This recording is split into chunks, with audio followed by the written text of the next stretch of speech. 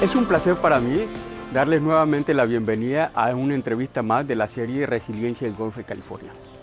En esta ocasión platicaremos con el Dr. Franklin García Fernández del Centro Interdisciplinario de Ciencias Marinas del Instituto Politécnico Nacional. En este artículo titulado Respuesta interanual de la abundancia de las comunidades de eufausios durante un periodo anómalamente cálido 2014-2016 en el Golfo de California, el doctor Franklin García Fernández hoy nos va a platicar sobre su investigación doctoral acerca de los eufausios. Él nos va a decir cómo estos organismos forman grandes agregaciones, enjambres y cardúmenes que atraen a un montón de depredadores como ballena azul, las mantas, tiburón ballena, etcétera, etcétera. Ellos han investigado cómo los eufausios han cambiado en función de los cambios climáticos, particularmente durante un evento de ondas marinas de calor aunado con el Niño que causó un prolongado calentamiento en el Golfo de California que trajo el declive de los eufausios durante estos años y cómo estos se han venido recuperando una vez que se recuperan las condiciones ambientales. Así que hoy nos podrá platicar acerca de sus investigaciones. Espero que disfruten de esta charla. Tengo entendido que es tu investigación doctoral. Platícanos un poco qué son los eufausios. Bueno, los eufausios llegaron a mí con mi tesis doctoral. Eran un grupo, bueno, el zooplancton de por sí era bastante nuevo para mí estudiarlos. Y este grupo de organismos para el gran público, ¿no? Son unos decapos similares a camarones, muy pequeñitos, o sea, forman parte del plancton. Su forma es típica como un camaroncito, pero muy pequeñito, y una característica a diferencia del resto de capos es que tienen las branquias expuestas, ¿no? Son carácter diagnóstico de este grupo. A nivel mundial son como aproximadamente, o se conocen unas 86 especies, y en el Golfo de California han registrado hasta 3 especies hasta ahora. Claro. Y entonces dices que hay 86 especies descritas en el mundo, pero ¿cuántas especies habitan en el Golfo de California? En el Golfo de California se conocen hasta 3 especies. De hecho, hay una especie número 14 que básicamente, si tengo entendido, se observó solamente una vez con mundenque en fechas tan tempranas como los años 60, y a partir de ahí creo que se ha visto, si acaso una vez, que la escribió un investigador de la UDG, Ambris, que es una especie sobre todo de aguas muy profundas, y está en el debate si es residente o si fue algo muy, muy ocasional que su observación. Uh-huh. Pero de esas 3 especies, ¿quiénes son las especies numéricamente dominantes? Aquí en el Golfo de California hay una particularidad, es que si bien se conocen 3 especies, básicamente la dominancia es por 2, y entre esas 2 una, siendo Nyctiphane simplex la especie que su abundancia abarca un tono, varía entre un 40 hasta un 91% de la abundancia. En promedio, su mediana es alrededor de un 85%, seguido por Hansalcia difficilis, especie que cambió el nombre recientemente, conocida por Nematocilis difficilis, y ahora es Hansalcia difficilis, y esa especie tiene una abundancia relativa alrededor de un 8 a un 10% de la comunidad de eufausios. El resto son todas especies tropicales, endémicas tropicales, que su abundancia varía en la cuenca del Golfo, generalmente de forma estacional o con eventos de calentamiento que propicia que su abundancia se aumente y su extensión geográfica incursione en latitudes más hacia el norte del Golfo de California. Entonces, ¿cuál es la función de esas especies, o sea, en el ecosistema, o sea, los eufausios, y particularmente Nyctiphane simplex y Hansalcia difficilis? Los eufausios, como grupo zooplanctónico, tienen una peculiaridad que los hace realmente bastante interesantes, y una es la capacidad de formar densas agregaciones, y de manera extensa. Fundamentalmente, la que se conoce por hacer esto en el Golfo de California es Nyctiphane simplex. Esta es una especie a la cual numerosos depredadores incluso están especializados en alimentarse de ella, como pueden ser los cetáceos, ¿no? Que persiguen estas grandes agregaciones y dependen en gran parte de su dieta de las mismas para obtener sus recursos energéticos.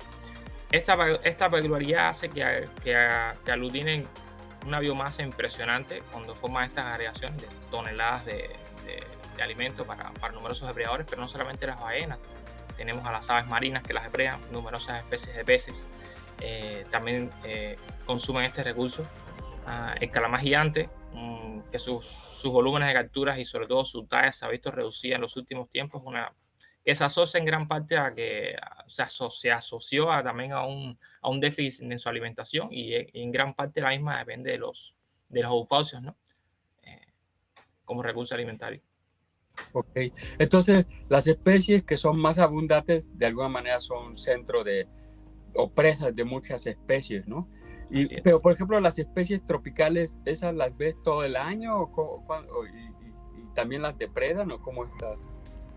Las especies tropicales también son depredadas por numerosos organismos, pero la peculiaridad en el Golfo de California es que estas especies básicamente su abundancia hace fluctuaciones estacionales notables. Generalmente son una abundancia baja, pero durante la época cálida en el Golfo de California, que abarca entre julio y noviembre, estas especies aumentan su abundancia en la cuenca, básicamente en la zona sur del Golfo. Pueden incursionarse en la zona media central, pero generalmente están relictas en la zona sur. De hecho, en algunos lugares pueden llegar a ser localmente dominantes, ¿no? Dígase Euphausia extinguenda, Euphausia eximia, sobre todo han habido estudios que en la zona de Cabo Pulmo, que es una zona de transición entre aguas más templadas hacia el norte y aguas tropicales en la zona sur del Golfo, ahí localmente estas especies tropicales pueden llegar a dominar la comunidad de eufausios, pero su distribución aún está notablemente ligada a la temperatura del agua y a los eventos de calentamiento también. Y si hablando sobre tu investigación, ¿qué exactamente has descubierto durante tu investigación de doctorado y cuál ha sido la metodología que has usado para estudiar los eufausios? En evaluar las abundancias, cómo estos cambios ecosistémicos impactaban la abundancia de los eufausios. Y lo que encontramos es que a nivel interanual, primero a nivel estacional, ya era conocido justamente por los primeros que describieron esto fueron Brinton y Dawson en el año tan temprano como 1957. Ya describían que los eufausios eran notablemente variables en su abundancia con el cambio estacional, ¿no?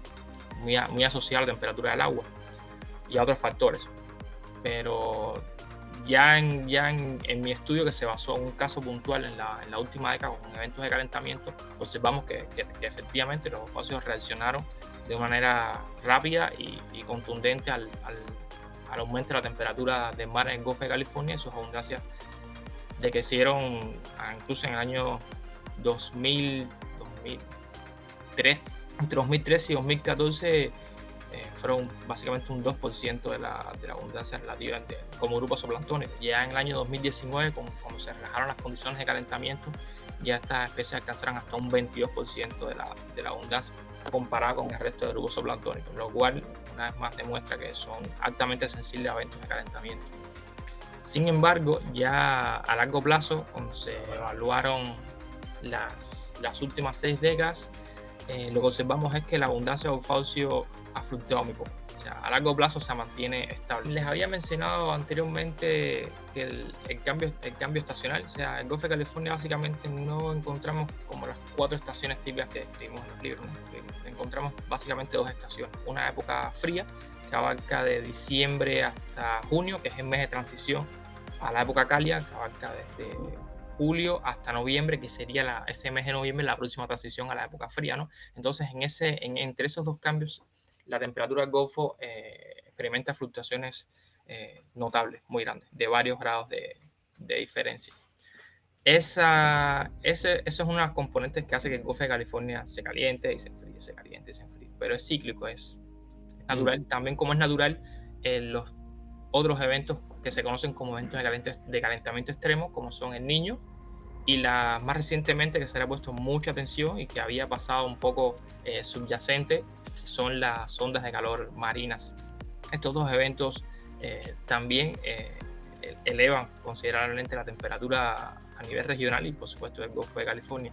Pero lo más interesante, o sea, que vi en mi tesis doctoral, es que entre el año 2014, 2015 y 2016 estos 2 eventos de calentamiento fueron consecutivos. O sea, básicamente se sumaron, se adicionaron uno al otro. Y el efecto, consideramos que se reforzaron más estas condiciones de calentamiento y que de hecho prolongaron este calentamiento anómalo en el Golfo de California. Básicamente son las tres componentes que normalmente elevan la temperatura en el Golfo, que están asociadas a otras, ¿no? Como la intensidad de los vientos y otras, pero se relacionan con... Pero, por ejemplo, dices que cuando hay eventos de calentamiento disminuye la abundancia. ¿En qué magnitud más o menos disminuyen y en cuánto tiempo le tarda a las poblaciones volver a recuperarse para el plancton, y en particular los eufausios? Bueno, la magnitud es apreciable, o sea, viendo los resultados de mi tesis doctoral, tenemos que en el año 2013 y 2014 alrededor de la proporción de los eufausios con respecto al resto de la comunidad zooplanctónica era un 2%. Y ya en el año 2019, cuando las condiciones de calentamiento ya se habían relajado y se había de alguna manera recuperado el sistema a las condiciones ambientales previas a los eventos de calentamiento, la abundancia de los eufausios fue de hasta un 19 o un 22%. ¿Cómo esto de alguna manera pudiera tratarse de asociar con declives, por ejemplo, de la pesquería de calamar? No sé, también se me ocurren las poblaciones de lobos marinos que han declinado en las últimas décadas. Vemos algunos cambios ecosistémicos relevantes, pero parece que los eufausios pues, son bastante resilientes. ¿Tú has hecho algún tipo de conexión a ese nivel? O sea, de cuál es el papel de la base de la trama trófica en esos posibles declives poblacionales de organismos de niveles tróficos más altos. Concluimos de que no, o sea, que puede ser a nivel interanual o a escala interanual sí hay fluctuaciones, pero la recuperación es casi inmediata y a largo plazo no vemos un declive de eso, ni vemos un patrón claro, pero tampoco observamos un declive. De hecho, en algunas de las gráficas observamos que lejos de declinar, podría decirse que durante la época cálida la abundancia de especies eufausios de hecho ha aumentado, algo que no podemos explicar a ciencia cierta de todo, explicar ese mecanismo, pero a la baja no hay. Con lo que podemos responder ahora es de que no ha declinado y habría que apuntar a efectos como sobrepesca, puede ser otro tipo de efecto ecosistémico, puede ser parasitismo, etcétera, pero no a inestabilidad en la base de la trama.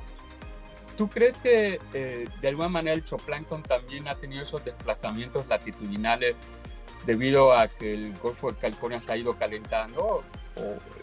Ya ahorita comentaste que no en abundancia, no en diversidad de especies, pero ¿hay algún cambio latitudinal o el plancton no responde de esa manera?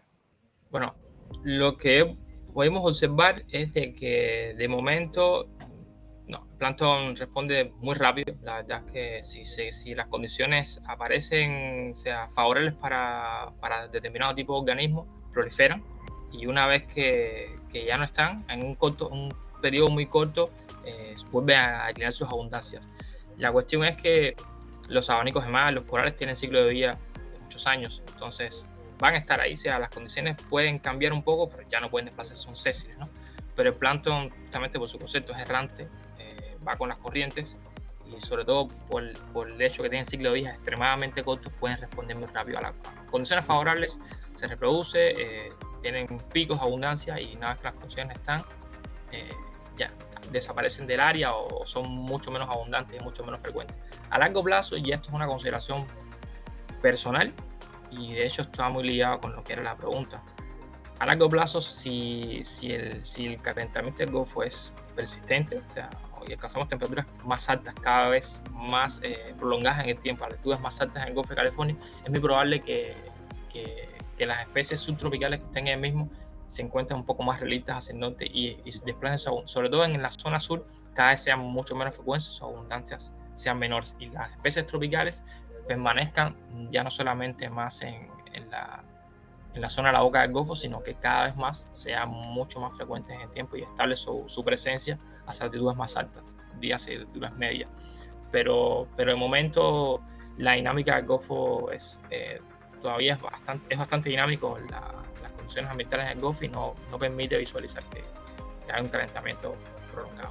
A mí me gustaría preguntarte también ¿qué ventajas y desventajas tiene, por ejemplo, tratar de estimar pues la biomasa, si la biomasa del Golfo de California ha declinado en el zooplancton con el biovolumen de zooplancton. ¿Qué es el biovolumen de zooplancton y qué ventajas o desventajas puede tener usar ese indicador? Biolumen de zooplancton es una aproximación a medir indirectamente la cantidad de plancton que hay en el medio. Es un método sencillo y es de la muestra de zooplancton se sumerge una cantidad de zooplancton en un volumen conocido, y ese volumen de líquido que desplaza nos indica la cantidad de zooplancton que nos llama un método de volumen desplazado. Es un método bastante indirecto porque no sabemos qué especies son, pero sí nos dice una medida de a nivel comunitario cuánto plancton hay. Entonces, cuando se tienen suficientes registros a lo largo del tiempo, de hecho tuvimos la fortuna de que numerosos investigadores colaboraron con nosotros y nos dieron sus registros de estas mediciones de volúmenes durante muchos años. Tuvimos una base, creemos que lo suficientemente sólida como para ya inferir decisiones, inferir patrones a largo plazo, es lo que consideramos. Y lo que vemos es que el biovolumen de zooplancton, o sea, la comunidad de zooplancton como tal, no ha variado a lo largo del tiempo de manera contundente. Oye, pero por ejemplo, dices que el biovolumen de zooplancton, digamos, y los eufausios, la abundancia de eufausios, no ha declinado, no se ve una tendencia de declive en los últimos 60 años.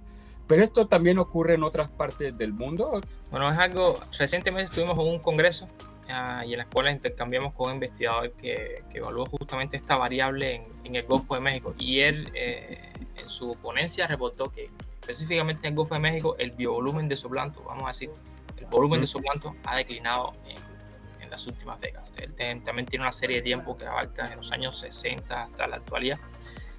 Y estuvimos intercambiando, ¿no? que es contrastante en la zona del Pacífico, Golfo de California.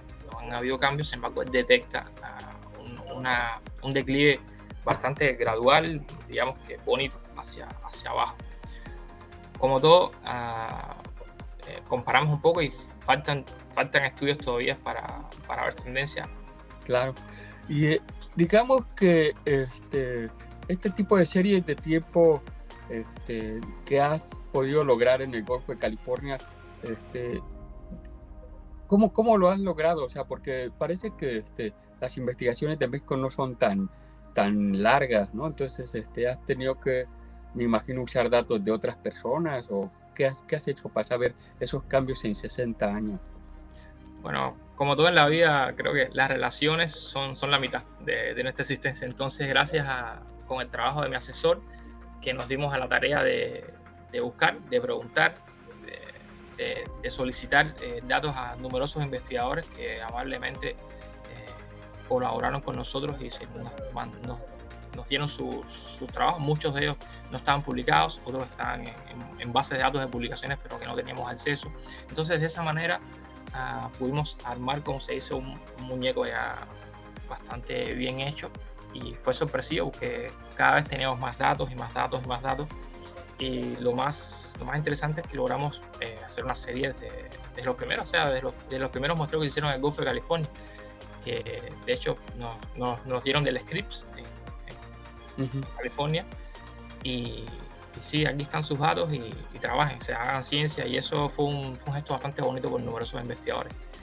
Pero ¿tú prevés que sea posible de alguna manera estructurar mejor la investigación para el futuro, a los nuevos retos que tenemos de cambio climático, y comprender pues a más largo plazo cómo es que el plancton está respondiendo al clima? Me gustaría que sí, sobre todo porque el Golfo de California es un lugar que se extraen numerosos, la gran parte de las capturas de México, ¿no? O sea, a pesar de ser un área, no es pequeña, pero dada la cantidad litoral que tiene en un país como México, el Golfo de California es altamente relevante en cuanto a temas de capturas pesqueras.